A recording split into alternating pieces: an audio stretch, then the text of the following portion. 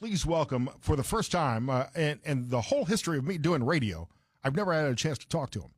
Lee Greenwood is joining me now on the Scott Sand Show. Mr. Greenwood, it's great to have you on. Thank you very much, Scott. You can call me Lee. So I'm here in my home in Nashville, Tennessee, and talking to you in Ohio. I really appreciate your time. Last night I tweeted out that it was the 30th anniversary of the song, but I think I personally refuse to accept the fact that it's been 40 years since God Bless the USA came out. That's correct, it is. And with the new release from Universal, our 33 and a third album of American Patriot, which honors the song, which I recorded in 1992 on that particular album, it's pretty amazing to see it on an album, because it was never on an album before. It was only on a CD. Wow. See, I would have guessed that it would have come out on vinyl as a 45 or maybe as a cassette in 84. No, as they were making a transition from 8-track, if you may you could go that far back, to cassettes, and then cassettes to CD. That was in that transitional period, because I wrote it in 1983, it came out in 1984, so hence the 40th anniversary of this year, 2024. I love that. I'm trying to think back. I was in high school at the time. What was going on in 1983 that inspired you to write such a patriotic anthem that everybody today loves and knows? Well, I have to be honest with you. I was touring 300 days a year, every doghouse, outhouse, and roundhouse. I just started my career at MCA in 1981, and we got on the road, and it was just like nonstop. The only place I could write my songs was in the bus, and I was running 3 buses and 2 tractor trailers by 1983, and I would sometimes ride 100 miles with a truck driver just to say hi and listen to his personal life, because they sleep when I work when they sleep. And then I got back in the bus, and I don't know, one night I don't know, I'd seen a military tribute. I sang the national anthem probably in an event, and we had a color guard. Got inspired by that. I will tell you that my father joined the Navy right after the bombing of Pearl Harbor, so I have military in my family.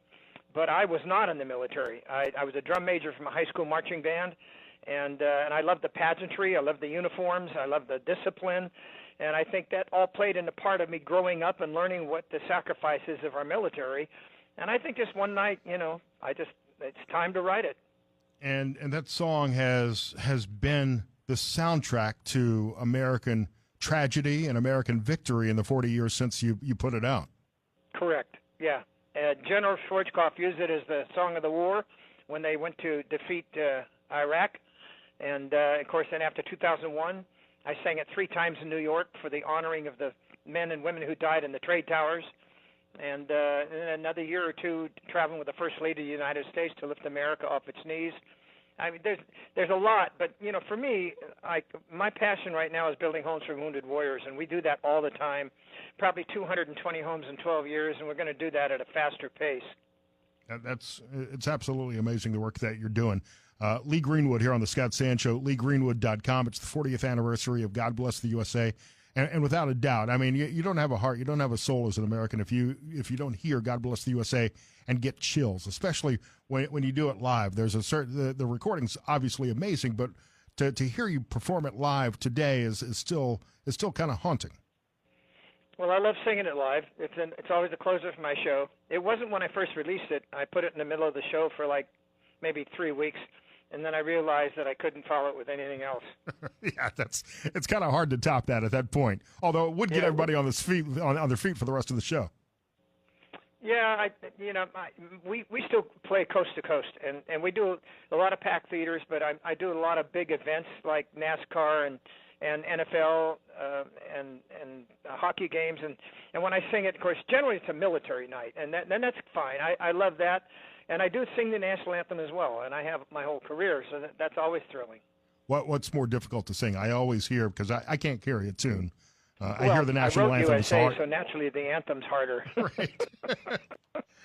Lee, the song somewhat has become politicized to a certain degree in the last 4 or 8 years, because it's obviously one of President Trump's favorite songs on the campaign trail. But it seems to me like only recently have you become political. Am I wrong about that? You were on the National Endowment of the Arts Council under presidents of both parties. That's correct. I'm not really an activist. Okay, I'm a conservative Christian, and I guess under the current administration, I'll be considered a Republican. I probably will vote that way, but I don't think my two sons will. But if you walked in my shoes, you have to go all the way back to the Reagan era, when I sang at the RNC for Ronald Reagan, and I became a champion of the First Lady then. That was exciting, because I knew Nancy very well, and then a champion for 41, who was my very close friend. So I've known the Bushes and the Reagans before Trump. My wife actually knew Trump before me. She was by the way, she was born in Akron, Ohio. Kim, we've been married 32 years. And she was the Miss Tennessee director for 21 years for Donald Trump and Miss Universe. So she knew him before I did, and that's how we became acquainted. So as you're looking back over that whole period in the last 40 years and your entire career, with all of the presidents that you've met and sung for and worked with, Reagan and Bush and Obama and Biden and Trump, any great stories, any relationships develop? You know, like I said, that 41 is my closest friend. I mean, President Trump has treated me with great honor and respect, and I appreciate that so very much. I met Bush at the White House when I did a performance for Reagan, and Bush was vice president at the time. But then after Reagan got out of office, they opened the Reagan Library in Simi Valley, California, and I'm from not far from there, born in Los Angeles. So they asked me to come out and sing. So I'm singing in front of Presidents Nixon, Ford, Carter, Reagan, and Bush, and all their wives.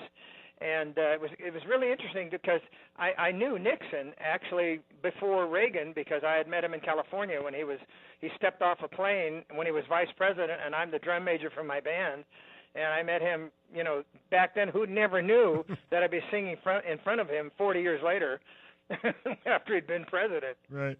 How does a kid from California wind up country superstar and living in Nashville? I mean, why aren't you singing pop music with Miley Cyrus? Well, my background is jazz and R&B, and when I came to Nashville, it became my career. And you got to go to the dance for the person to take you. So, you know, I'm good with that. Lee Greenwood on the Scott Sancho, LeeGreenwood.com, 40th anniversary. God bless the USA. You mentioned your relationship with Donald Trump, who loves your song, obviously, and your relationship with him and the God Bless the USA Bible. How did that come about, Lee? Well, there was people who in my team that suggested it. I couldn't see anything better to do than to get the founding documents of our country, the Constitution, Declaration of Independence, and the Bill of Rights, along with the religion that we love as a Christian, and that is the King James Version of the Bible that sits on my desk. And I just thought it was a very appropriate thing to do. It had really touched the hearts of the Christians across America and a lot of people who are not Christians. We got to wrap things up, unfortunately, Lee. It's been a pleasure to have you on. An icon and an iconic song, 40th anniversary of God Bless the USA, Lee Greenwood, LeeGreenwood.com. Thank you so much for your time. You're welcome, Scott. Have a great rest of the day and play my song. Well, I will. All right, cool. If Lee Greenwood tells you to play the song, you play the song. It's the Scott Sands Show, everywhere on iHeartRadio.